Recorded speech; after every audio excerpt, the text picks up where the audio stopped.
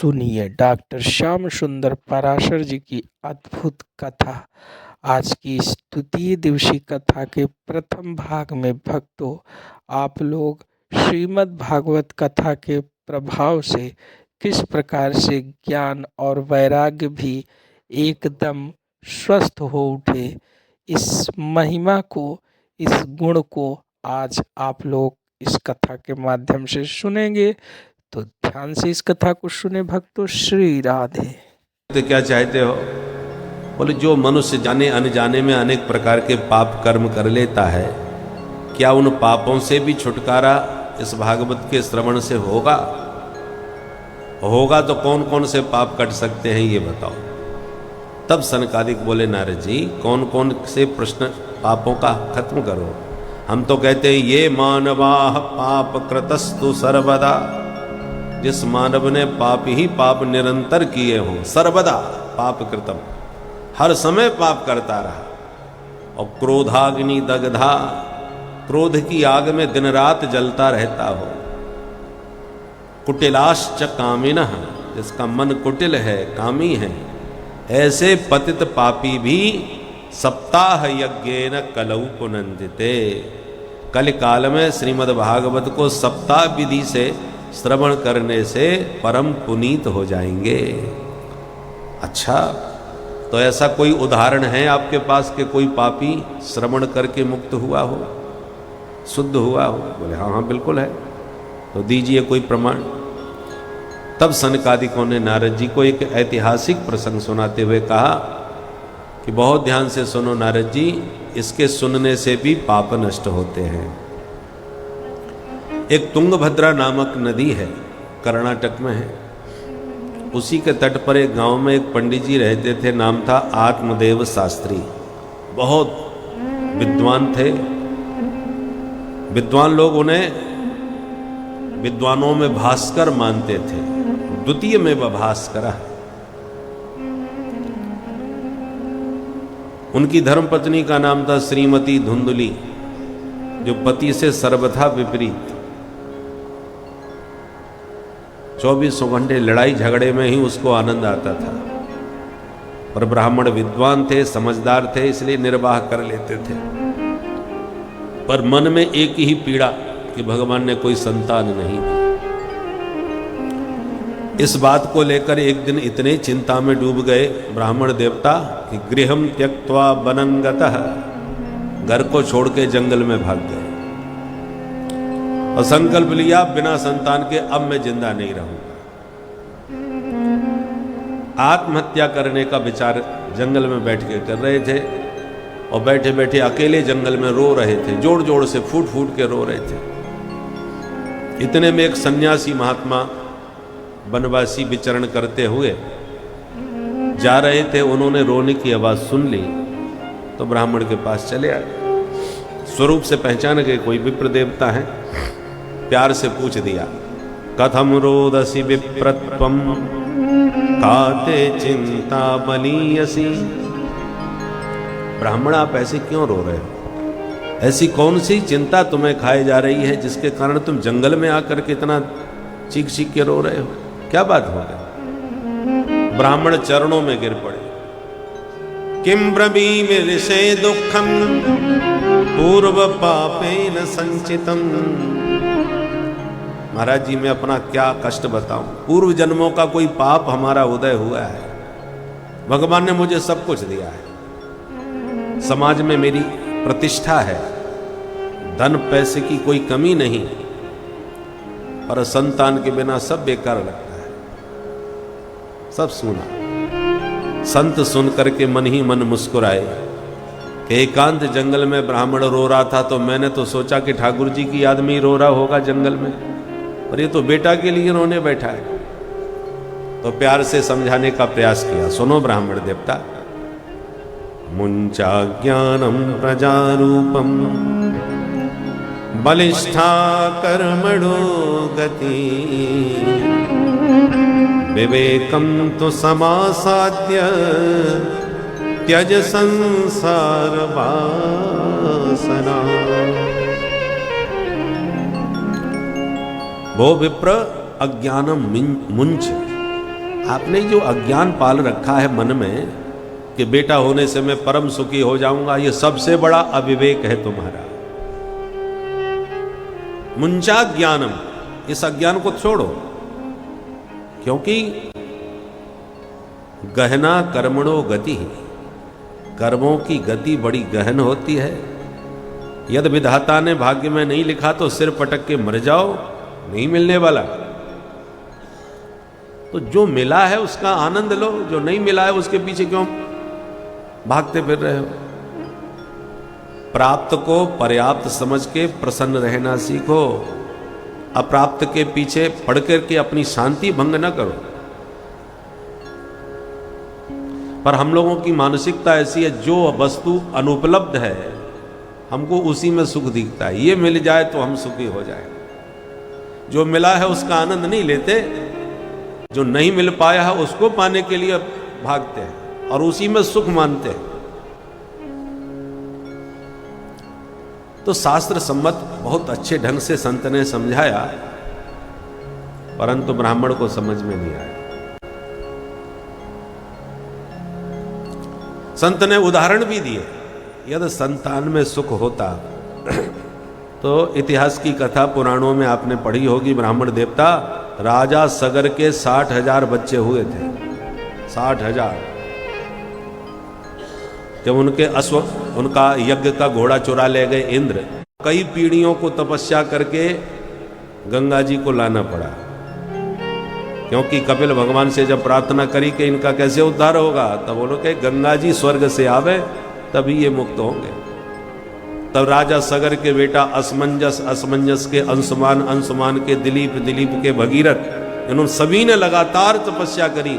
तब भगीरथ की तपस्या से भागीरथी गंगा शिव जी की जटाओं से होती हुई भारत भूमि में आई, और जहां सगर पुत्रों की वो राख पड़ी हुई थी भस्म की, उसका स्पर्श जैसी गंगा जी ने किया, सबका सब मैया की जय।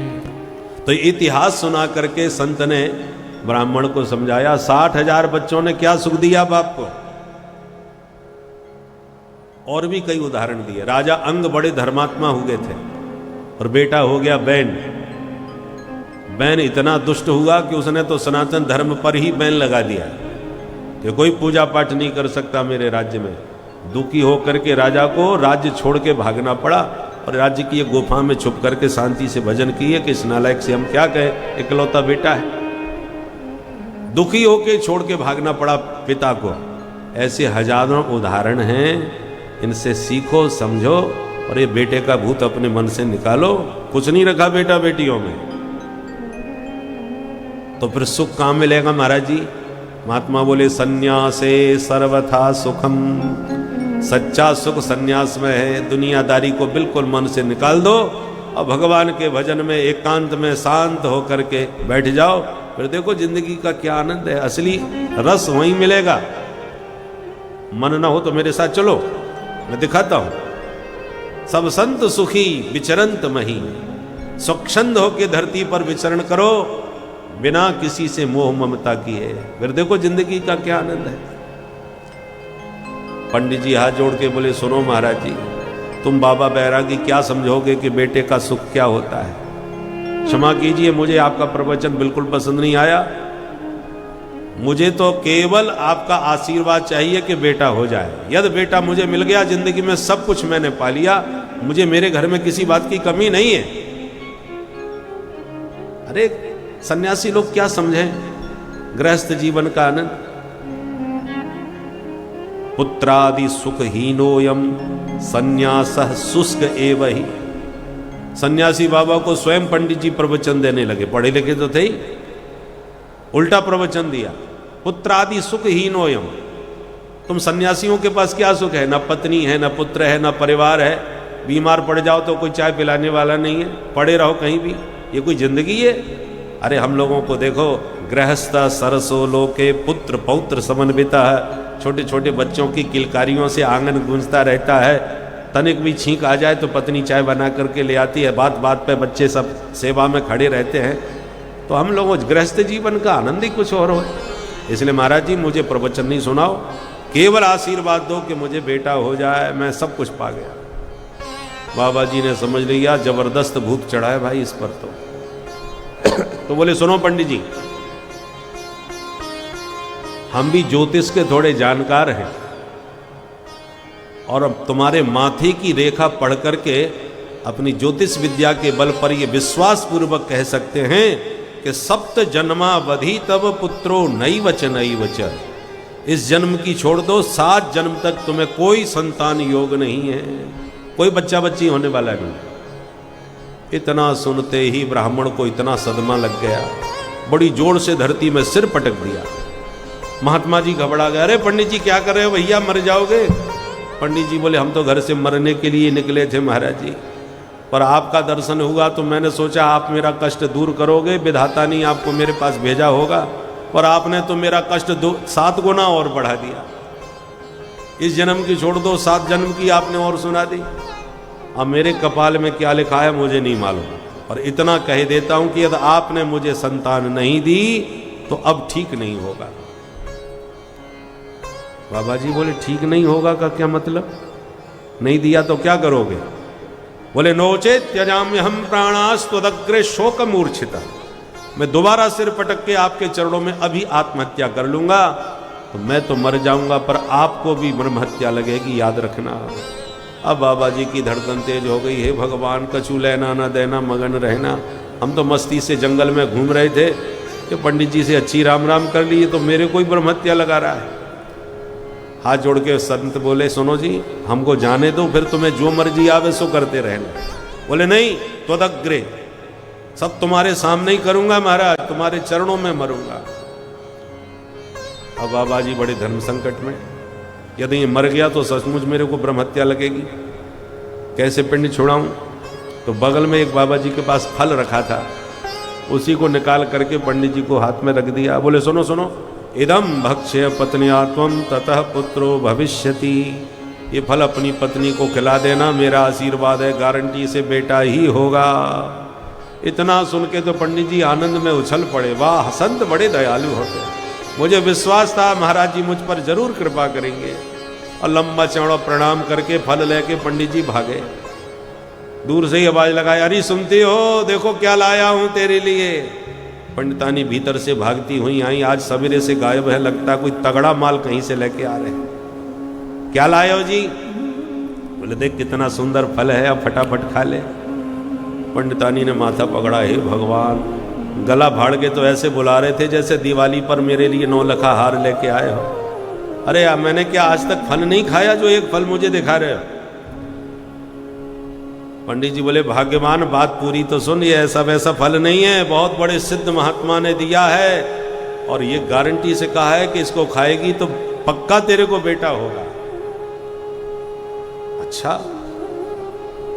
पर धुंधली तो धुंधली ठहरी, उसका माथा घूमा, लगता है मेरे ऊपर किसी बाबा जी से जादू टोना करवा रहे हैं, कोई तंत्र मंत्र पढ़वा के लाए होंगे इस फल में। मना करूंगी तो ये जबरदस्ती खिलाएंगे। तो तुरंत हंस के बोले अच्छा ऐसी बात है तो आप अपना काम करो, मैं अभी जाके नहाऊंगी, पूजा करूंगी, ठाकुर जी का भोग लगा के तब ये फल खाऊंगी ताकि बच्चा हमारा बहुत अच्छा निकले। इस ढंग से समझाया कि पंडित जी को समझ में आ गया, ठीक कह रही है, अच्छा नहा धो के खा लेना पर खाना ध्यान से। बोले हाँ हाँ चिंता न करो। फल दे के पंडित जी तो निश्चिंत होकर के इधर उधर घूमने चले गए। पर देवी जी फल लेके सोचने लगी, हे भगवान खाऊं कि ना खाऊं। यदि मैंने फल खा लिया और सचमुच में गर्भवती हो गई तो मैंने तो सुन रखा है गर्भवती स्त्री भाग नहीं सकती, कदाचित घर में आग लग गई तो सब भाग जाएंगी, मैं कैसे भाग पाऊंगी। समय का कोई भरोसा नहीं कब भागना पड़ जाए। दैवाद घ्राति ब्रजेत ग्रामे पलायित गर्भिणी कथम। और मैंने यह भी सुना है कि गर्भवती स्त्री को ज़्यादा काम नहीं करना चाहिए। यदि मैं काम नहीं करूंगी तो मेरे घर का काम कैसे होगा। वैसे एक काम कर सकती हूँ, अपनी ननद को बुला लूंगी, क्योंकि वो जब बुआ बन जाएगी तो बधाई लेने जरूर आएगी और देना कुछ ना कुछ पड़ेगा ही। तो जब देना ही देना है तो 4 महीना पहले उसी को घर में बुला के उसी से काम करवाऊंगी, जो बनेगा सो दे दूंगी। फिर बोली नहीं नहीं नहीं, वो महाचोटी है, 4 महीने में तो मेरा घर ही खाली कर देगी। एवं कुतर्क योगेन तत्फलम नैव भक्षितम। सनकादिक कहते हैं नारद जी उसने इतने कुतर्क कर डाले बैठे बैठ के कि तत्फलम नैव भक्षितम, उसने उस फल को खाया ही नहीं। अचानक इसकी छोटी बहन घूमती हुई घर में आ गई, तो इसने पूरी कहानी छोटी बहन को सुनाई और छोटी बहन घबराई, क्योंकि वो अपनी जुगाड़ में थी कि इसके कहीं बच्चा नहीं हुआ तो मेरा बच्चा ये गोद ले ले तो इसकी सारी संपत्ति मैं हड़प जाऊं। उसने सोचा इसने फल खा लिया, कहीं बच्चा हो गया तो मेरे तो सारे मनोरथों पर पानी फिर जाएगा, इसलिए उसने और ज़्यादा मन खराब किया। अरे बहन पागल भई है, फल खाने से कहीं बेटा बेटी हो गए हैं, सब बकवास। ये बाबा लोग ना जाने दुनिया को कहाँ पागल बनाते फिरते हैं, सब फालतू की बातें हैं। तुम्हारे पतिदेव को बेटे का इतना भूत चढ़ा हुआ है कि चार्ज इस बाकी बातों में आ जाते हैं। अच्छा एक काम कर, जैसे तुझे कोई बच्चा नहीं हुआ वैसे तेरी गाय तो कितनी साल से बंधी है, उसके भी तो कोई बछड़ा नहीं हुआ। बाबा के फल में यदि कोई चमत्कार है तो पहले तू गाय को खिलाइए फल, देखे क्या होता है, फल की परीक्षा हो जाएगी। और तुझे सिर्फ बेटा ही तो चाहिए बहन, तो मेरे तो पहले ही 1 दर्जन बच्चे हो चुके हैं, एक और होने वाला है अभी, मुझे बच्चे की जरूरत नहीं है, अनिश्चित संतान है, इसलिए मैं वचन देती हूं कि अब जो मेरा बच्चा होगा मैं चुपचाप तुझे दे जाऊंगी, और ये बात किसी को पता नहीं चलना चाहिए। बस तुझे बेटा मिल जाएगा और बाबा के फल की परीक्षा भी हो जाएगी गाय को खिलाने से, कोई झंझट नहीं। धुंधली बोली बा बहन, बहन हो तो तेरी जैसी, 1 मिनट में मेरी सारी समस्या ही खत्म कर दी तूने, मुझे तो बेटे से मतलब है।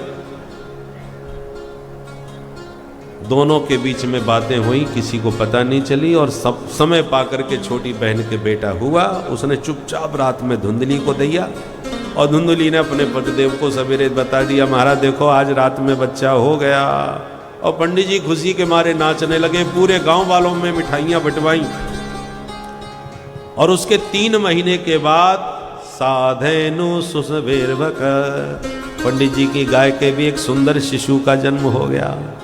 सर्वांग सुंदरम दिव्यम निर्मलम कनक प्रभम, सर्वांग सुंदर बालक, कनक माने सोने जैसी देह की दिव्य कांति। पूरा गांव उमड़ पड़ा, भैया भगवान देते हैं तो छप्पड़ फाड़ के देते हैं। पंडित जी एक संतान के लिए तरस रहे थे, अब देखो गैया के भी बेटा हो गया। भाई हमने तो जीवन में आज पहली बार ये चमत्कार सुना है कि गाय के भी बेटा होते। पंडित जी का भाग्योदय हो गया। भाग्योदयो धुना जाता आत्मदेवस्य पश्यत, धेनवा बाल प्रसूतस्तु दैव रूपीति कौतुकम। पूरा गांव इकट्ठा होकर कहता है विधाता का कौतुक देखो, धेनवा बालः प्रसूतस्तु, धेनु ने बालक को जन्म दिया है। ब्राह्मण का आनंद दुगुना हो गया, बच्चों के नाम रखे। गाय का बच्चा था तो मनुष्य जैसा, पर कान गाय जैसे थोड़े लंबे लंबे थे, इसलिए उसका नाम रख दिया गौकर्ण। और अपने बेटे का नाम रखने वाले थे कि धुंधली खड़ी होगी, सुनो जी सबके नाम आप ही क्यों रखोगे, बच्चा मेरा है, पेट में मैंने रखा है तो नाम मैं ही रखूंगी। अच्छा बोल क्या रखेगी, बोले मेरा नाम धुंधली, मेरे बच्चे का नाम धुंधकारी होना चाहिए। ठीक है जैसी मर्जी तुम्हारी, नाम रख दिया धुंधकारी। दोनों बच्चों ने बड़े होकर के खूब नाम कमाया, किंतु एक हुआ विख्यात, दूसरा हुआ कुख्यात। गौकर्ण पंडितो ज्ञानी धुंधकारी महाखलः। गौकर्ण जी महान पंडित बने और धुंधकारी उतना ही भयंकर दुष्ट आतताई। बचपन में ही चोरी करने लगा, फिर डकैतियां डालने लगा, फिर लूटपाट करने लगा, अपहरण करने लगा। दीनांधानम प्रपीडका, दीन दुखियों को और कष्ट देने वाला, सताने वाला। इतनी शिकायतें धुंधकारी की आए दिन आने लगी कि पंडित जी सिर पकड़ के रोने लगे। क्व तिष्ठामि क्व गच्छामि को मे दुखम व्यपोहयेत्, प्राणास्त्यजामि दुखेन हा कष्टम मम संस्थितम। ब्राह्मण रोते हुए बोले हे भगवान अब मैं कहाँ जाऊं, किसको सुनाऊं, ऐसी जिंदगी से अच्छा है कहीं जाके मर ही जाऊं। प्राणास्त्यजामी, मैं प्राण त्याग दूंगा। पहले भी मरने जा रहे थे, बेटा नहीं है इसलिए। आज मरने जा रहे हैं, बेटा क्यों है? इस नालायक ने हमारी सारी संपत्ति बर्बाद कर दी और मेरी इज्जत मिट्टी में मिला दी। जब मरने को निकले तब गोकर्ण जी ने हाथ पकड़ के पिताजी की मनस्थिति को समझा, शांति से बैठाया और प्यार से समझाया। पिताश्री, ये बताओ इस संसार में सुखी कौन है? सामान्य लोगों की छोड़ दो, बड़े बड़ों की बात कर रहा हूं। गोकर्ण जी कह रहे हैं, न चेन्द्रस्य सुखम किंचित न सुखम चक्रवर्तिनः। जो संपूर्ण धरती पर साम्राज्य जिनका स्थापित है वो चक्रवर्ती भी सुखी नहीं है। तीनों लोकों के जो राजा देवराज इंद्र हैं वो भी सुखी नहीं है, परेशान है। किसी ने ज्यादा यज्ञ किए तो उनकी धड़कन तेज हो जाती है, किसी ने बहुत अधिक तपस्या कर दी तो इंद्र बेचारी चिंता में पड़ जाते हैं, कहीं इंद्रासन न छीन ले हमारा। कोई सुखी नहीं है इस संसार में, नानक दुखिया सब संसार। तो बेटा सुखी है कौन फिर? गोकर्ण जी कहते हैं, सुखमस्ति विरक्तस्य मुनिरेकांत जीविनः। जो विरक्त है, जिसके भीतर कोई वासना कोई कामना नहीं रह गई और नितांत एकांत में शांत बैठ के भगवान के ध्यान में मस्त है, वे संत ही सुखी है। बाकी तो संसार में जिससे पूछो वही परेशान है। इतना सुनते ही आत्मदेव को सन्यासी की बात याद आ गई। बाबा जी ने बिल्कुल ठीक कहा था, पर पिटने के बाद समझ में बात आई, क्योंकि बेटे का जो भूत चढ़ा था वो उतर गया। तो जिनमें अत्यधिक आसक्ति होती है, जब उन्हीं से ताड़ना मिलती है तो वैराग्य बड़ा जोरदार होता है।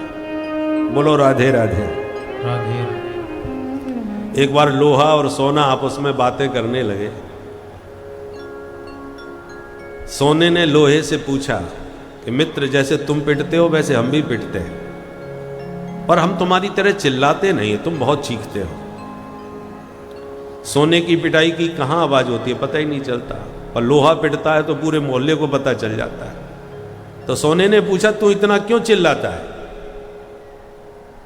लोहे ने कहा, मित्र सुता दिसु सदा ममता विमुंच पश्यामि संजगदिदं क्षणभंग निष्ठं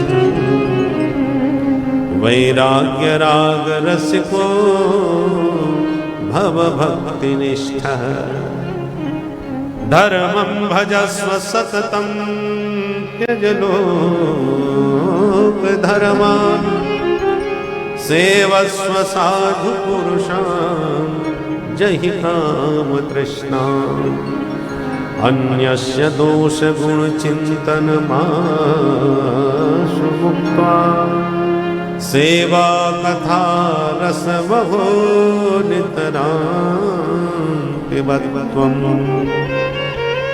ये दो श्लोक गोकर्ण जी के उपदेश के हैं। गोकर्ण जी कहते हैं, पिताजी हम संसार के सभी जीव दो रस्सियों में बंधे हुए हैं। उन रस्सियों के नाम है अहमता और ममता, मैं और मोर तोरते माया। माया के ये दो फंदे हैं जिसमें हम फंसे हुए हैं। मैं का मतलब अहमता, इसी को कहते हैं अहमता। अहम माने मैं, और मैं हम किसको मानते हैं? इस शरीर को। मैं मोटा हो गया, मैं पतला हो गया, मैं काला हो गया, ये मैं का व्यवहार शरीर में होता है, जबकि शरीर मैं नहीं हूं। शरीर मेरे रहने का स्थान है। मैं अविनाशी तत्व आत्मा हूं जो शरीर रूपी पंचायती धर्मशाला में रहता हूं। आप घर में रहो तो घर तुम्हारा है, तुम घर थोड़ी हो। गाड़ी में तुम घूम रहे हो तो गाड़ी तुम्हारी है, तुम गाड़ी थोड़ी हो। गाड़ी को तो छोड़ करके आप बाहर भी घूम सकते हो, घर को छोड़ के तुम बाहर घूमते हो। ऐसे ही तीन शरीर होते हैं, स्थूल, सूक्ष्म और कारण। स्थूल शरीर क्या है? ये पंच भौतिक। जिस शरीर में हम रह रहे हैं ये स्थूल शरीर है।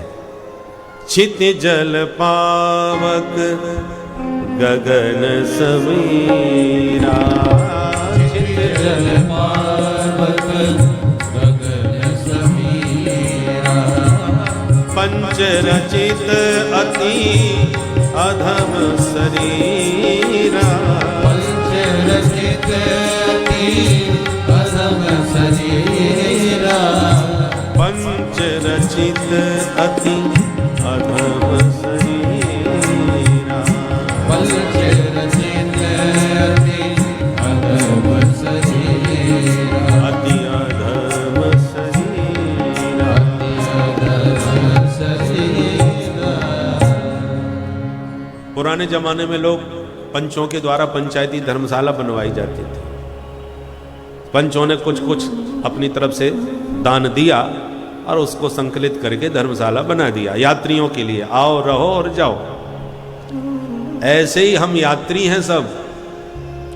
और ये जो धर्मशाला है पंचों ने बना के दी है, पृथ्वी जल तेज वायु आकाश, इन 5 महापुरुषों का मटेरियल इस धर्मशाला में लगा हुआ है।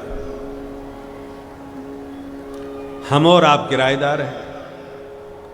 कोई 25 साल के लिए, कोई 50 साल के लिए, कोई 100 साल के लिए, कोई 125 साल के लिए, जिसकी जितनी बुकिंग हो आप रहो और जो भी कारोबार अपना देखना है देखो, और इसके बाद अपने घर चले जाओ जहां से आप आए थे।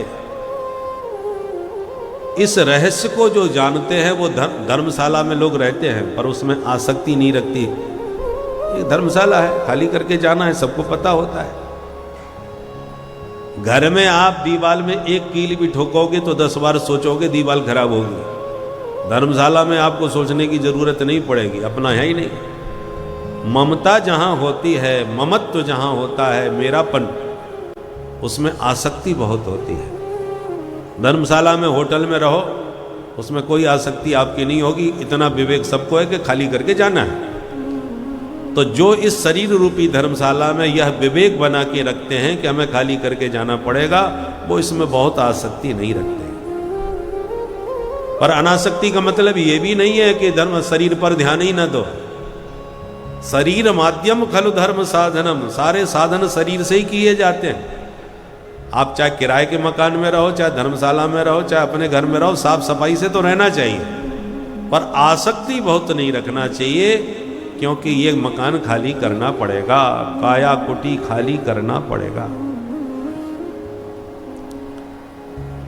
और जब शरीर ही अपना नहीं है तो धर्मशाला के और सहयात्री हमारे कैसे हो जाएंगे? कोई कहीं से आके रह रहा है, कोई कहीं से आके रह रहा है, यात्री अपनी अपनी जगह से सब जाने वाले हैं। ऐसे ही संसार में जो आपको नाते रिश्ते मिले हैं वे भी परमानेंट नहीं मिले हैं, वो भी छूटने वाले हैं। तो शरीर भी छूटने वाला है, संबंधी भी छूटने वाले हैं। ये विवेक जिनको भीतर से बना रहता है वो व्यवहार समुचित करते हैं, पर अनासक्त भाव से करते हैं, आसक्ति में नहीं। क्योंकि जिसमें जितनी अधिक आसक्ति होती है उसके छोड़ने में उतना ही बड़ा कष्ट होता है। कष्ट का मूल कारण आसक्ति है।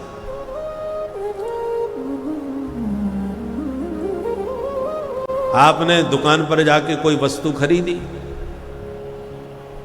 और खरीदने के बाद वह आपके हाथ से अचानक छूट करके गिर पड़ी तो आपको बड़ा कष्ट होगा।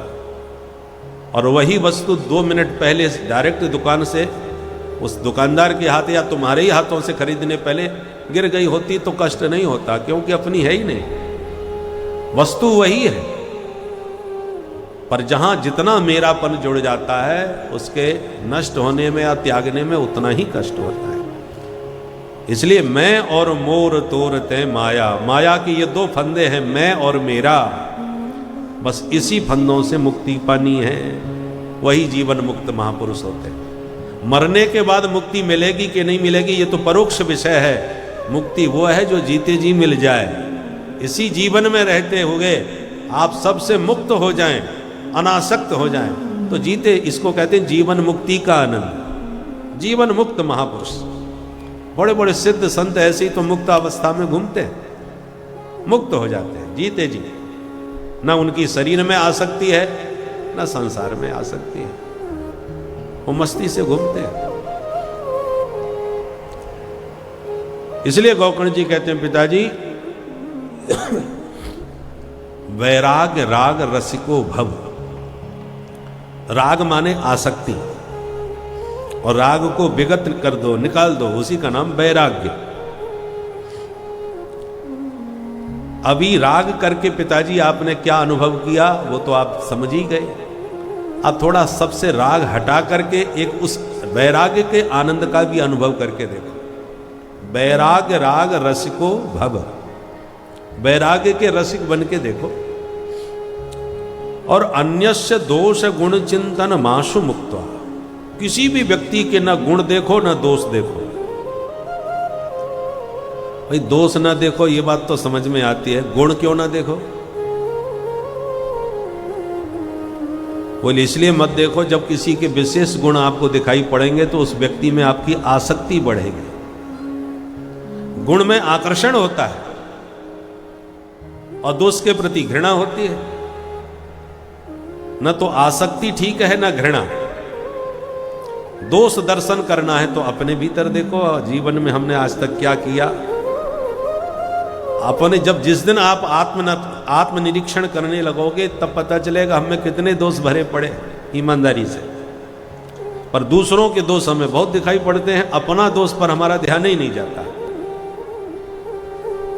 और आसक्ति भी किसी में मत करो। सेवा कथा रसमहो नितराम पिबत्वम, केवल रसिक संतों का संग करो, क्योंकि संतों के सानिध्य से भगवत चर्चा सुनने को मिलती है और भगवान के गुणगण श्रवण करते करते आपके भीतर भगवत आसक्ति बढ़ती चली जाएगी। भगवत आसक्ति का नाम ही भक्ति है।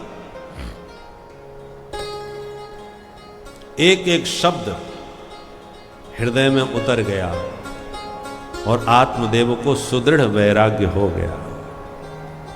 सब छोड़ छाड़ करके आत्मदेव जी पुत्र के वचनों से प्रभावित होकर के जंगल में चले गए और श्रीमद् भागवत का आश्रय लेकर के आत्मदेव का उद्धार हो गया। और पिताजी के जाने के बाद माताजी को मारना पीटना चालू किया धुंधकारी ने। तो दुखी होकर के धुंधली एक दिन रात के 12 बजे घर छोड़ के भाग गई। अब भाग के जाए कहाँ, कुछ समझ में नहीं आया तो दुखी होकर कुआं में गिर के आत्महत्या कर ली। गोकर्ण जी को पता चला तो समझ गए अब हमारा नंबर आने वाला है। तो वो तीर्थ यात्रा का बहाना लेकर के घर छोड़ के तीर्थ यात्रा पर निकल गए। अब धुंधकारी अकेला रह गया तो 5 वैश्याओं को घर में लाके बैठा लिया और चोरी डकैती का माल लूट लूट के उन्हें देने लगा। एक दिन 5 ने मीटिंग करी कि इसके पास संपत्ति तो बहुत है, आगे पीछे कोई नजर नहीं आ रहा, इसलिए इसको ठिकाने लगाओ, सारा माल लेके चलो। उसी दिन उसे को पिला करके सुला दिया और जैसे ही इसके खर्राटे बजे तो पलंग से बांध दिया और गला दबा के मारने की कोशिश करी तो ये चिल्लाने लग गया। आवाज पड़ोसियों को सुनाई न पड़ जाए इस डर से एक ने आग के अंगारे चूल्हे से भर के ले आई और इसके मुंह में भर दिए और तड़फा तड़फा के 5 ने मिलकर अंत में उसके प्राण ले लिए। धुंधकारी की इस कथा से हमको ज्ञात होता है कि किस प्रकार बुरे काम का बुरा नतीजा होता है। भक्तों, जो बुरा करता है उसे बुरा ही मिलता है, किंतु यदि प्रभु कृपा करें तो बुरे काम करने के बाद, बुरा फल मिलने के बाद भी उस जीवात्मा का उद्धार हो जाता है, उसे मानव का कल्याण हो जाता है, क्योंकि प्रभु की भक्ति में ही शक्ति है।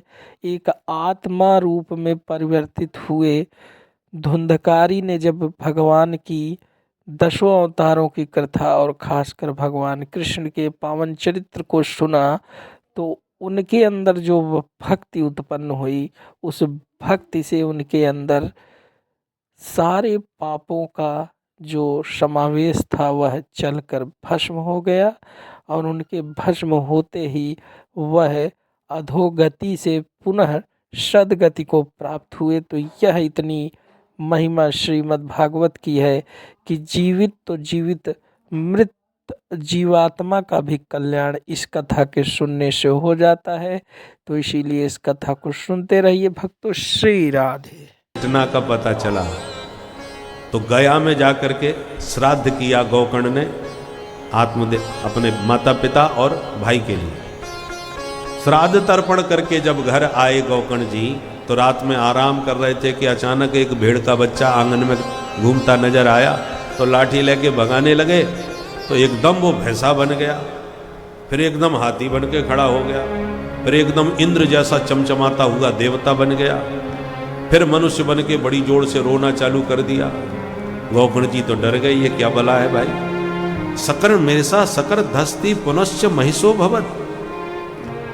गौकर्ण जी डरते डरते बोले, कौन हो भाई, हमको क्यों डरा रहे हो। तो इशारा करने लगा कि मैं बोल नहीं सकता।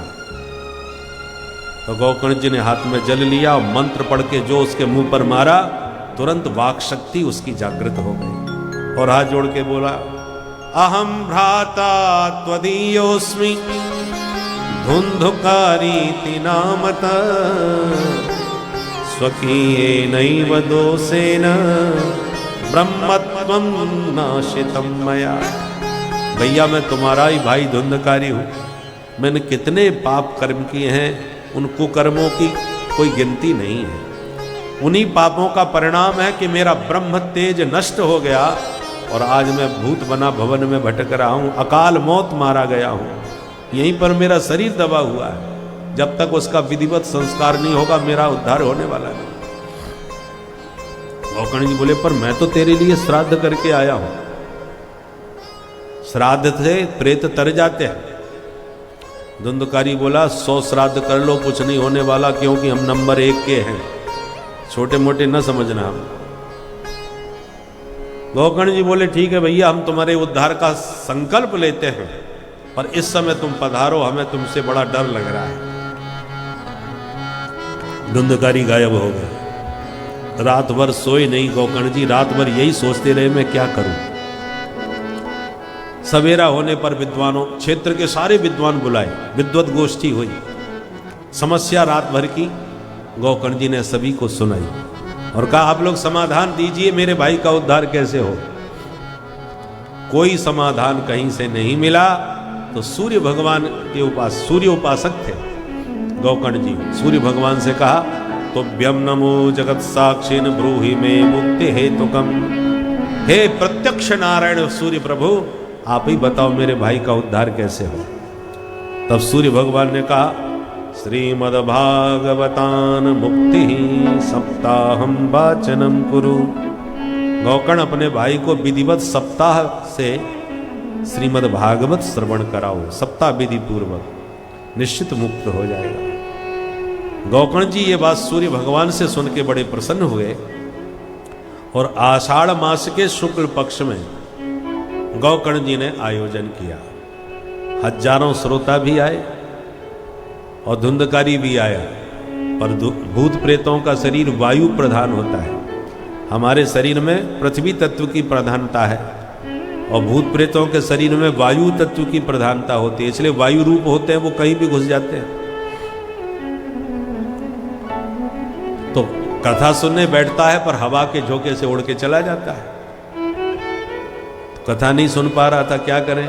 तो एक पोला बांस था जिसमें 7 गांठ थे, उसी बांस में वायु रूप से प्रविष्ट हो गया और उसी में बैठ के सुनने लगा। एक एक दिन की कथा से एक एक ग्रंथि चटकती चली गई और 7 दिन में 7 ग्रंथियों का भेदन करके धुंधकारी चतुर्भुज बन करके प्रकट हो गया। बोल भागवत भगवान की जय। व्यासपीठ को प्रणाम करके धुंधकारी ने कहा, धन्या भागवती वार्ता प्रेत पीड़ा विनाशिनी। धन्य ये भागवत की कथा जिसने मेरे जैसे महापापी प्रेत का भी उद्धार कर दिया।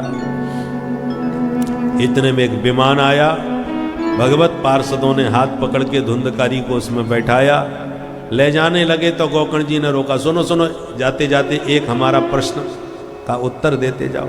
क्या? अत्रैव बहवः सन्ति श्रोतारो मम निर्मलाः आनीतानि विमानानि न तेषां युगपत् कुतः। यहां हजारों श्रोता बैठे थे भाई, सभी को वही कथा मैंने सुनाई, तो आप सबको विमान लेके क्यों नहीं आई? इस अकेले धुंधकारी के लिए ही क्यों लाई? ये फल में भेदभाव क्यों हो रहा है? तब भगवत पार्षदों ने कहा, गौकर्ण भैया, श्रवणम तु कृतम सर्वैः न तथा मननम कृतम, श्रवणस्य विभेदेन फल भेदोत्र संस्थितः। कथा निश्चित रूप से सबने सुनी, परंतु जिस कल्याण की भावना से धुंधकारी ने सुनी थी, वो कल्याण की भावना किसी में नहीं थी। बहुत से लोग औपचारिकता में सुनते हैं कि साहब उन्होंने चिट्ठी दी है तो चलो एक दिन हाजिरी लगाते हैं, व्यवहार निभाने आते हैं। कुछ लोग कहते हैं छुट्टी का समय चल रहा है तो चलो वहीं बैठ करके टाइम पास करेंगे। कुछ लोग इसलिए भी आते हैं चलो भंडारा तो पाने को मिलेगा ही। बोलो जय सिया राम। जय श्री राम। परंतु श्रवण के द्वारा हमारा कल्याण होगा, ऐसी भावना ही नहीं है मन में, तो ये तो कल्पद्रुम है। भागवत कल्पद्रुम है। कल्पद्रुम माने कल्प वृक्ष। कल्प वृक्ष वही मनोरथ पूर्ण करता है जो तुम्हारे मन में हो। और जब मन में ही कल्याण की भावना नहीं है तो कल्याण क्यों होगा?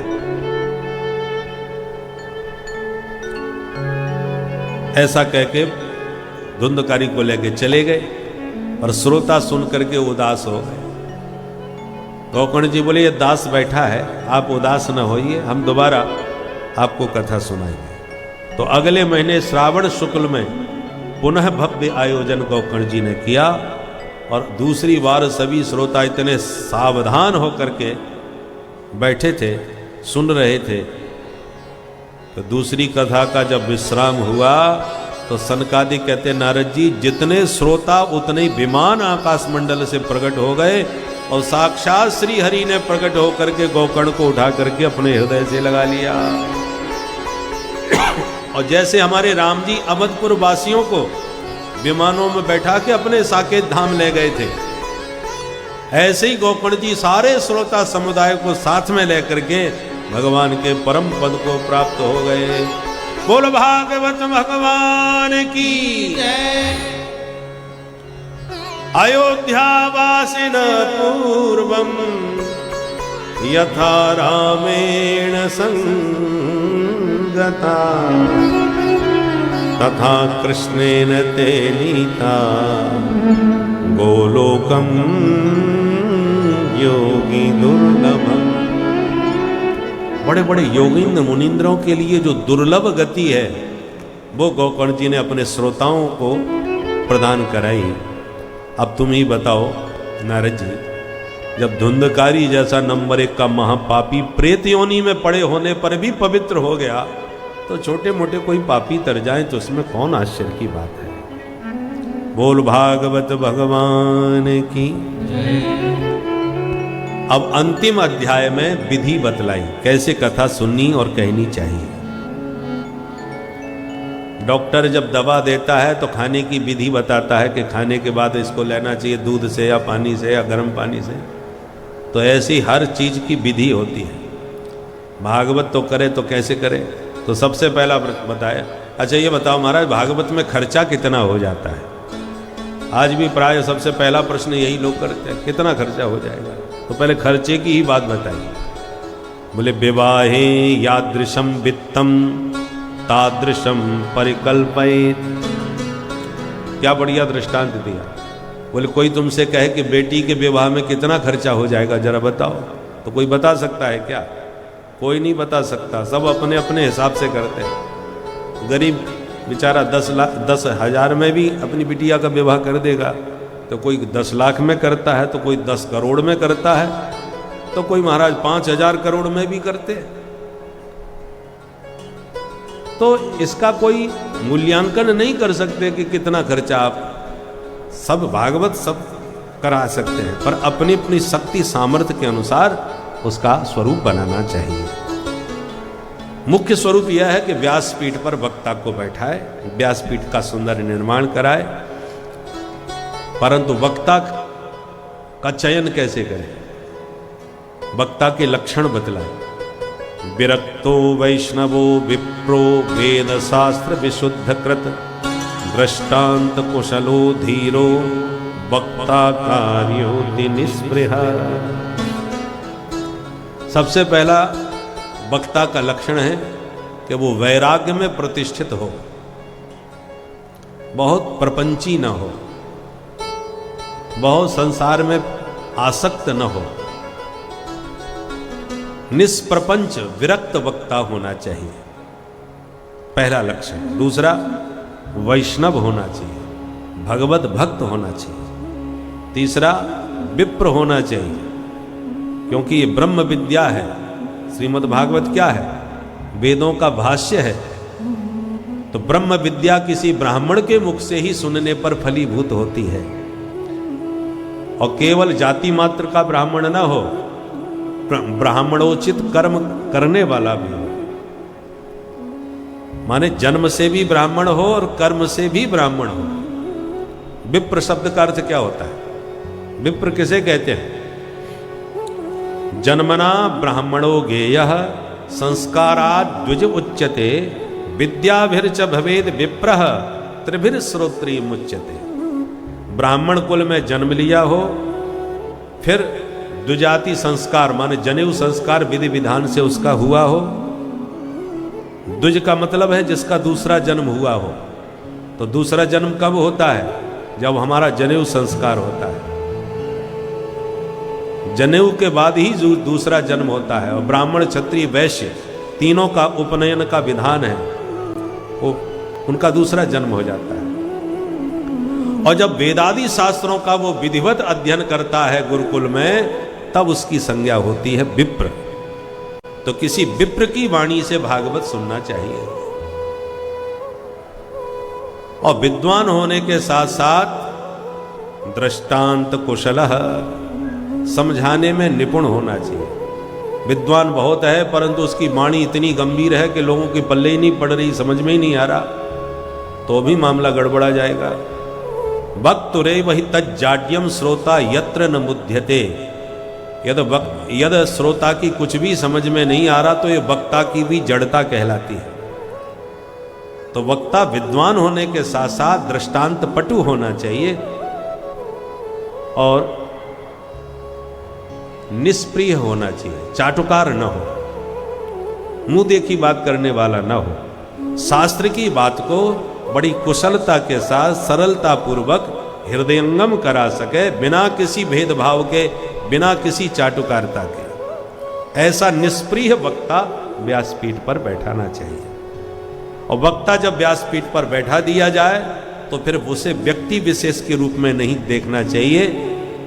साक्षात व्यासनंदन भगवान सुखदेव जी ही इस रूप में इस वाणी से हम पर कृपा करने पधारे हैं। इसी भावना के साथ उसका पूजन अर्चन करें कथा के प्रारंभ में, और प्रार्थना करें वक्ता से क्या? सुख रूप प्रबोधज्ञ सर्वशास्त्र विशारद एतत् कथा प्रकाशेन मदज्ञानम विनाशय। हे भगवान सुखदेव, इस रूप में विराजमान होकर अपनी वाणी से हमारा सारा अज्ञान मिटा दीजिए और हमें जीवन का स्वस्थ मार्ग दिखाइए। इस भावना के साथ वक्ता का पूजन करें। साथ में एक सहायक वक्ता भी होना चाहिए। किसी कारण से वक्ता का शरीर अस्वस्थ हो जाए, बीमार हो जाए, तो सहयोगी वक्ता ऐसा होना चाहिए जो कथा खंडित न होने पावे, व्यास गद्दी पर बैठ के उस कथा की पूर्ति करे। कथा के विश्राम में श्रोताओं को हरिनाम संकीर्तन अवश्य करना चाहिए। और कीर्तन की बात सुन के नारद जी बड़े खुश हो गए। उन्होंने तुरंत अपनी वीणा उठाई और राग छेड़ दिया मालकोस। तब तो प्रहलाद जी प्रकट हो गए ताली बजाते हुए। कीर्तन में ताली जरूर बजाना चाहिए। कीर्तन की ताली से भाग्य का ताला खुल जाता है। कीर्तन की ताली से पाप पक्षी देह से उड़ जाते हैं। तो प्रहलाद जी ताली बजाते हुए प्रकट हो गए, उद्धव जी मजीरा बजाते हुए आ गए, नारद जी वीणा बजाने लगे, अर्जुन ने प्रकट होकर स्वरों का आलाप भरना प्रारंभ कर दिया। गांधर्व विद्या में भी बहुत निपुण है अर्जुन। कि वो लड़ना भिड़ना ही नहीं आता इनको। ये देवलोक में जब गए थे वनवास के संदर्भ में, जब वनवासी थे पांडव, तभी इंद्र के यहाँ रह करके गांधर्व विद्या सीख करके आए थे। और तब इन्होंने 1 वर्ष बृहन्नला के रूप में राजा विराट के नगर में रह करके उनकी पुत्री उत्तरा को संगीत की विद्या में निपुण किया था। तो गांधर्व विद्या विशारद है, इसलिए स्वरों का आलाप अर्जुन ने भरना प्रारंभ कर दिया प्रकट होकर। तो देवराज इंद्र स्वयं मृदंग लेकर के आ गए, वो मृदंग बजाने लगे, सनकादिक जय जयकार करने लगे। भक्ति ज्ञान वैराग तीनों मूर्तिमंत होके प्रकट होकर के ताता थैया नाचने लग गए। संगीत के 3 अंग होते हैं, गायनम वादनम नृत्यम त्रयः संगीत मुच्यते। गायन वादन और नृत्य, तो तीनों से भरपूर हो गया हरि नाम संकीर्तन। भक्ति ज्ञान वैराग्य नाच रहे हैं और देवराज इंद्र मृदंग बजा रहे हैं, अर्जुन स्वरों के लाप भर रहे हैं, नारद जी बीणा पर स्वर छेड़ रहे हैं और उद्धव जी मजीरा बजा रहे हैं, प्रहलाद जी ताली बजा रहे हैं। अद्भुत अलौकिक नृत्य प्रारंभ हो गया। आइए हम और आप भी इस संकीर्तन में अपने को सम्मिलित करके हो भागवत के महात्म को विराम देंगे। निकुंज में विराजे घनश्याम राधे राधे, निकुंज में विराजे घनश्याम राधे राधे, निकुंज में विराजे घनश्याम राधे राधे, निकुंज में विराजे घनश्याम राधे राधे, घनश्याम राधे राधे, घनश्याम राधे राधे, श्याम राधे राधे, घनश्याम राधे राधे, घनश्याम राधे राधे, श्री राधे घनश्याम राधे राधे, श्याम राधे राधे, घनश्याम राधे राधे, घनश्याम राधे राधे, श्याम राधे राधे, श्याम राधे राधे, श्याम राधे राधे, निकुंज में विराजे घनश्याम राधे राधे, निकुंज में विराजे घनश्याम राधे राधे, निकुंज में विराजे घनश्याम राधे राधे, निकुंज में विराजे घनश्याम राधे राधे। श्री राधे।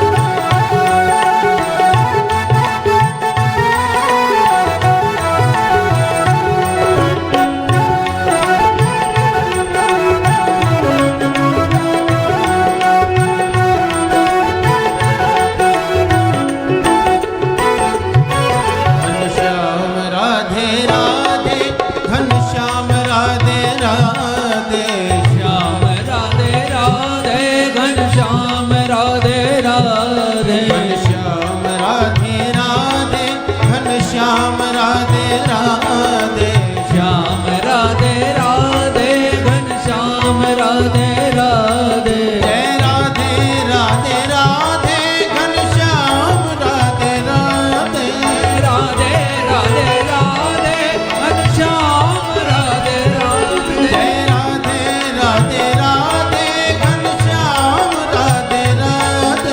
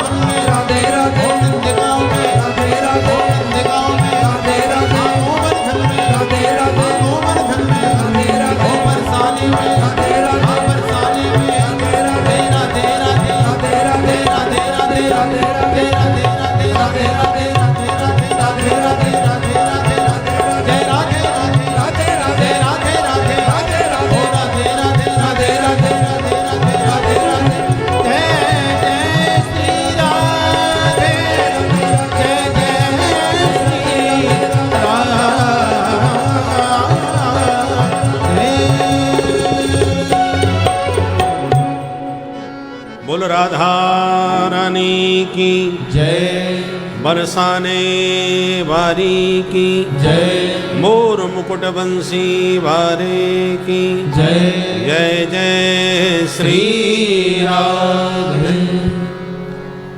जन्माद्यस्य यतोऽन्वयादितरतश्चार्थे स्वभिज्ञस्वरा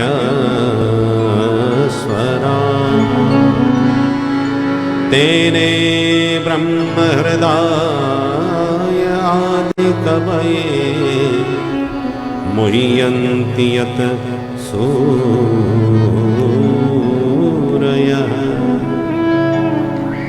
तेजो वारिमृदां यथा विनिमयो यत्र त्रिसर्गो मृषा धाम्ना स्वेन सदा निरस्तकुहकं सत्यं परं धीमहि। ये श्रीमद् भागवत का प्रथम श्लोक। अब लोग मूल में हम लोग प्रवेश कर रहे हैं। श्रीमद् भागवत में 18,000 श्लोक हैं, 335 अध्याय हैं और 12 स्कंद हैं। प्रथम श्लोक का मंगलाचरण बड़ा चमत्कारी है। विद्वानों ने इसके 100 से भी अधिक अर्थ किए हैं। श्रीधर स्वामी पाद जो मुख्य टीकाकार श्रीमद् भागवत के हैं, उनके शब्दों में हम सार रूप में श्रवण करें। सत्यम सच्चिदानंद स्वरूपम परम परमेश्वरम धीमहि ध्यायेम। हम सच्चिदानंद घन परमेश्वर का सब मिल करके ध्यान करते हैं। धीमहि शब्द बहुवचन है। शिष्याभिप्रायण माने सभी शिष्य परिकर के साथ व्यास जी महाराज उस परमात्मा का मंगलाचरण में ध्यान करते हैं। अब वो परमात्मा कैसे हैं, कौन है? बोले जन्माद्यस्य यतोऽन्वयादितरतः। ब्रह्म सूत्र का पहला सूत्र है जन्माद्यस्य यतः। प्रारंभ में तो है अथा तो ब्रह्म जिज्ञासा, उसके बाद पहला सूत्र जन्माद्यस्य। तो ब्रह्म सूत्र से शुभारंभ किया भागवत का। क्यों? व्यास जी ये बताना चाह रहे हैं कि वैदिक सूत्रों की ही व्याख्या मैं इसमें करूंगा, इसलिए ब्रह्म सूत्र से शुभारंभ किया। अस्य विश्वस्य यतः यस्मात् जन्म स्थिति भंगा भवन्ति। व्यास जी कहते हैं हम उस परमेश्वर का ध्यान करते हैं जिसने सारे संसार को जन्म दिया, पालन किया और अंत में सारे संसार को अपने में ही समाविष्ट कर लिया। जो इस संसार में अनुगत भी हैं और संसार से इतर भी हैं, जो स्वप्रकाश हैं, स्वराट हैं। और तेने ब्रह्म हृदय आदि कवि, सृष्टिकर्ता विधाता को भी जिन्होंने सृष्टि के आदि में वेदों का ज्ञान कराया था, जिन वेदों के तात्पर्य को समझने में मुह्यन्ति यत सूरयः, हमारे बड़े बड़े विद्वान भी वेदों का वास्तविक मर्म नहीं समझ पाते कि वेद भगवान क्या कहना चाह रहे हैं। परोक्षवादः वेदोयम, वेद भगवान परोक्षवादी है। परोक्षवादी का मतलब कह कुछ रहे हैं, मतलब कुछ और निकल रहा है, इसको परोक्षवादिता कहते हैं। और इसलिए वेदों का वास्तविक मर्म जो है वो सामान्य व्यक्ति नहीं समझ सकता। जब तक आचार्य परंपरा से आपने उसका विधिवत अध्ययन नहीं किया, तब तक वेदों के मतलब को आप समझ नहीं पाएंगे। उदाहरण से समझो, जैसे एक ठाकुर साहब थे, जमींदार, बड़ा प्रभाव, पर उनको आदत पड़ गई चावलों का माड़ पीने की। माड़ समझ गए?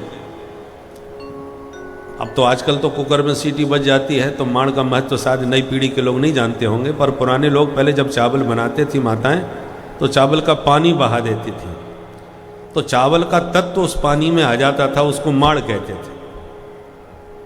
उसका लोग विविधांत प्रयोग भी करते थे, अन्यथा प्राय बहा भी देते थे, परंतु वो बहुत महत्वपूर्ण वस्तु नहीं मानी जाती थी। पर ठाकुर साहब को उसी को गर्मा गर्म पीने में स्वाद आता था, वो अपना अपना स्वाद। तो तो बेचारे घर में ही शांति से छुप के पीते थे, किसी को पता चलेगा तो लोग मेरा उपहास करेंगे कि बताओ इतने बड़े ठाकुर साहब और बताओ चावलों का माड़ पी रहे हैं चाय की तरह। तो अपने ही घर में पीते थे, बाहर नहीं। अब एक दिन उनके घर में कुछ मीटिंग चल रही थी, गणमान्य क्षेत्र के सब बड़े बड़े उद्योगपति आए हुए थे, और उधर उनकी धर्मपत्नी जी ने गर्मा गर्म मांड निकाल करके और एक काठ के बर्तन में कठोता में भर के रख दिया, और बेटे से कहा बेटा जल्दी बुला के लाओ पिताजी को, वो गर्मा गर्म मांड पी जानी, ठंडा हो जाएगा। तो बेटा पिता के पास बहुत दौड़ता हुआ पहुंचा।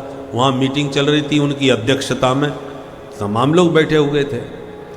अब बच्चे ने यदि कहा कि मन में सोचा यदि मैं सबके बीच में कह दूं कि चलो पिताजी माड़ पी लो तो बात खुल जाएगी और पिताजी नाराज हो जाएंगे हमसे, और नहीं कहूंगा तो माड़ ठंडा हो जाएगा तो मैया मारेगी। दुविधा में पड़ गया, क्या करूं? तो उसने ऐसी शब्दावली बना करके कही अपनी बात कि ठाकुर साहब के अतिरिक्त कोई समझ ही नहीं पाए, क्योंकि संदर्भ और किसी को पता ही नहीं था। सबके बीच में बोला पिताजी। बोले हाँ बेटा। बोले पिताजी धानुपुर से माणू जी आए हैं, कठोता घाट पे बैठे हैं, अब जल्दी चल के मिल लो नहीं शीतलपुर को चले जाएंगे। बोलो राधे राधे। राधे राधे। अब जो बाहर से लोग आए थे उन्होंने समझा धानुपुर नाम का कोई गांव होगा आसपास, वहां से माणू नाम के सज्जन ठाकुर साहब से मिलने आए होंगे। कठोता घाट पे कहीं, जैसे गोमती घाट है ऐसे कोई कठोता घाट होगा, तो वहाँ बैठ के वो राह देख रहे हैं। ठाकुर साहब यदि नहीं मिले तो वो शीतलपुर नाम के शहर में चले जाएंगे, सीतापुर की तरह कोई शीतलपुर भी होगा। तो बाहर के लोगों को यही अर्थ समझ में आया, पर उसका जो असली अर्थ था वो अकेले ठाकुर साहब ही समझ पाए कि धान से उत्पन्न चावलों का माड़ निकला, काठ के कठोता में धरा है, जल्दी चल के पी लो नहीं तो ठंडा हो जाएगा। शब्द वही है, पर संदर्भ जिनको मालूम है उनको तो सही अर्थ समझ में आया, और जिनको नहीं मालूम वो उल्टा सीधा अर्थ करने लग गए। उसी प्रकार वेद भगवान ने कहाँ कौन सी बात किस अभिप्राय से कही है, ये तभी आपको समझ में आएगी जब पहले पूर्व संदर्भों से आप परिचित हों। एक शब्द यदि आप पकड़ लोगे, एक सूत्र वेद का पकड़ लोगे तो भ्रमित हो जाओगे। जैसे एक वैदिक ग्रंथ में हिंदी अनुवाद किया गया था, तो उसमें एक अंतिम लाइन में नीचे लिखा था वेद पढ़ना पाप है। तो एक सज्जन सबको बताएं देखो वेद पढ़ना पाप है, आपकी वैदिक पुस्तक में ही लिखा है।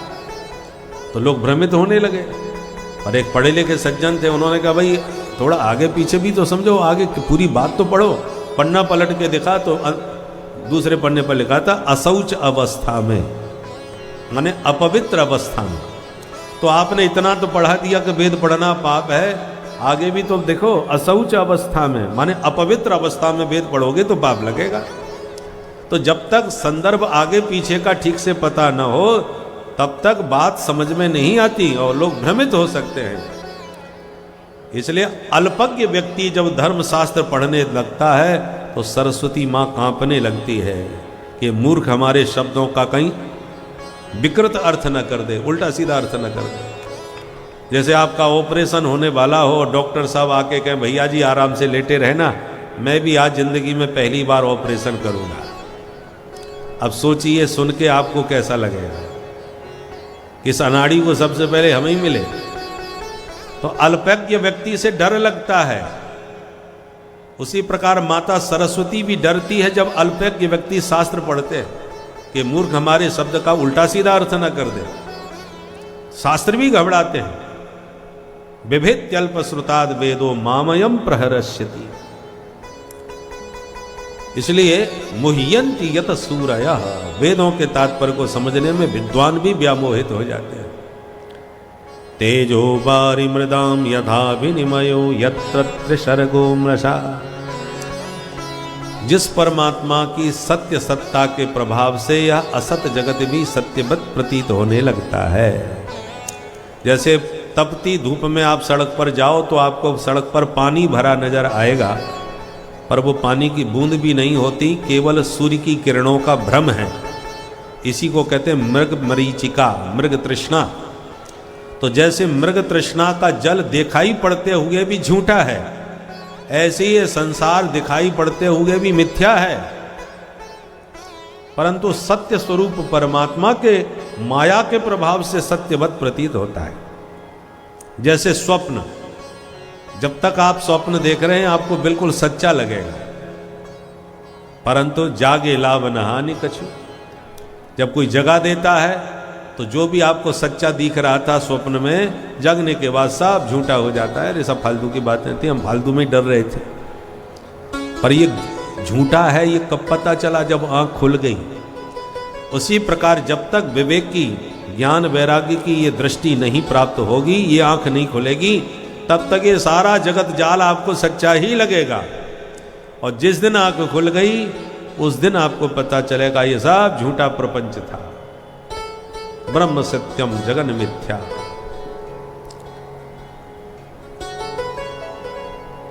धामना स्वेन सदा निरस्त कुहकम। स्वरूप का बोध होते ही जगत जालत निरस्त हो जाता है, माया का प्रपंच निरस्त हो जाता है। ऐसे और मायापति सच्चिदानंद परमेश्वर का हम सब मिलकर के ध्यान करते हैं। और सच्चिदानंद भगवान की। ये भागवत का प्रथम श्लोक का मंगलाचरण आपने सुना।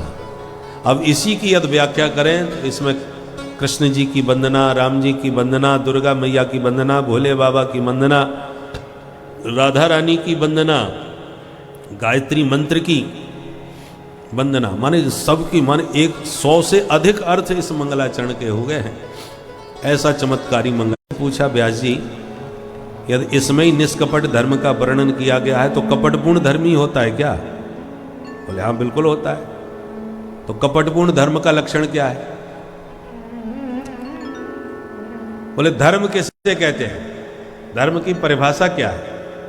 बोले वेद प्रणहितो धर्म अधर्मस्तद विपर्यय। वेदों ने जो आदेश हमको दिया है उसके अनुसार चलना ही हम मनुष्य मात्र का धर्म है, और उसके विपरीत जो भी हम कर रहे हैं वो सब अधर्म है। वेद प्रणहितो धर्म। वेदों ने कहा माता पिता गुरु की सेवा करो, तो माता पिता की गुरु की सेवा करना हमारा धर्म होता है। नहीं करते तो हम अधर्म कर रहे हैं। किंतु कोई माता पिता की सेवा तो कर रहा है, पर सेवा में भाव कुछ और है कि पिताजी को जिसको जितना देना था भैयाओं में बंटवारा कर चुके हैं, पर अभी भी पिताजी के पास बहुत सारा माल है जो किसी को बताया नहीं है। मैंने यदि सेवा करी तो जाते जाते निश्चित मेरे को दे के जाएंगे, इसलिए बादाम के हलवा खिलाए जा रहे हैं पिताजी को। तो इसको कहेंगे कपटपूर्ण धर्म। फलेक्षा यत्र जायेत सस्या धर्मः स कैतवः। जिसमें किसी लक्ष्य को, किसी हेतु के, किसी स्वार्थ की सिद्धि के लिए आप यदि सेवा कर रहे हैं तो वो कपटपूर्ण धर्म कहलाएगा। निष्कामो यो भवे धर्म सशुद्ध परिकीर्तितः। निष्काम भाव से जो धर्म का पालन करता है वही शुद्ध धर्म कहलाता है। यदि धर्म आचरण में स्वार्थ सिद्ध है तो वो कपटपूर्ण धर्म कहलाएगा। गुरु की सेवा करना शिष्य का धर्म होता है, करना चाहिए। पर कोई चेला इसलिए सेवा में जुटा रहता है कि गुरुजी जाते जाते मेरे को चादर उड़ा के जाए, और दूसरे को चादर कहीं उड़ा दी उन्होंने जीते जी, तो गुरुजी से कोई लेना देना नहीं, सेवा हमने करी, चादर उनको दे दी, तो ये कपटपूर्ण धर्म कहलाएगा। शिष्य का धर्म ही है गुरु की सेवा करना। उससे चादर उड़ाएं या ना उड़ाएं, चाहे किसी को दे जाएं, पर हमारा जो धर्म है वो हम पालन कर रहे हैं। स्वार्थ सिद्धि के लिए यदि आप कर्म कर रहे हैं तो वो कपटपूर्ण धर्म कहलाएगा। धर्म ही मानव की रक्षा करता है, मनुष्य की रक्षा करता है।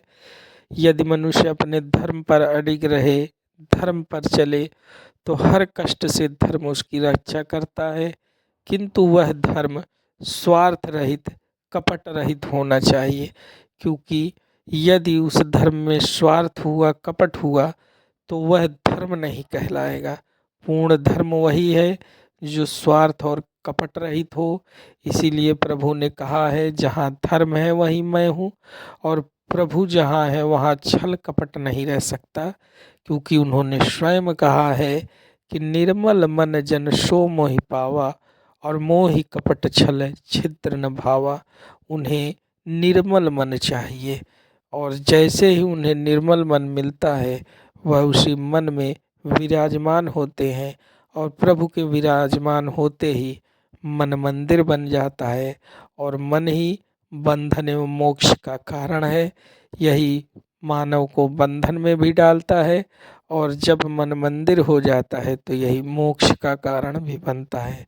तो इस तरह से अपने मन को भक्तों भगवान के आवास लायक बनाइए, उसे भक्तिमय बनाए। श्री राधे।